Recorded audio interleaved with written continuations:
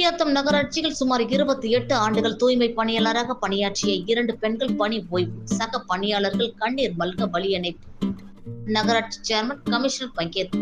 வேலூர் மாவட்டம் குடியாத்தம் நகராட்சி அலுவலகத்தில் தூய்மை பணியாளராக குப்பம்மாள், திருப்பால்மாள் ஆகியோர் கடந்த 28 ஆண்டுகளாக தூய்மை பணியாளராக பணியாற்றி வந்தனர். இந்நிலையில் இருவரும் பணி ஓய்வு பெற்றனர். அவர்களுக்கு பணி பாராட்டு விழா மற்றும் பலியனுப்பு நிகழ்ச்சி நகராட்சி மன்ற வளாகத்தில் நடைபெற்றது. இதில் நகர்மன்ற தலைவர் சவுந்தரராஜன் கலந்து கொண்டு பணி ஓய்வு பெறும் பெண் தொழிலாளர்களின் பணியினை பாராட்டி சால்வை அணிவித்து வாழ்த்துக்களை தெரிவித்தனர். பின்னர் பணி ஓய்விற்கான ஆணை, வைப்பு தொகை உள்ளிட்டவை வழங்கினர். இதில் நகராட்சி ஆணையர் மங்கையர்கரசன், கம்யூனிஸ்ட் கட்சியின் நிர்வாகிகள் சாமிநாதன், சரவணன், சிலம்பரசன் உள்ளிட்ட பலர் கலந்து கொண்டனர். இதற்கிடையே பணி ஓய்வு பெற்ற தூய்மை பணியாளர்களை சக பணியாளர்கள் சால்வை, பூமாலை அணிவித்து கண்ணீர் மல்க பலியனுப்பி வைத்த சம்பவம் அனைவரையும் கண்கலங்க வைத்தது.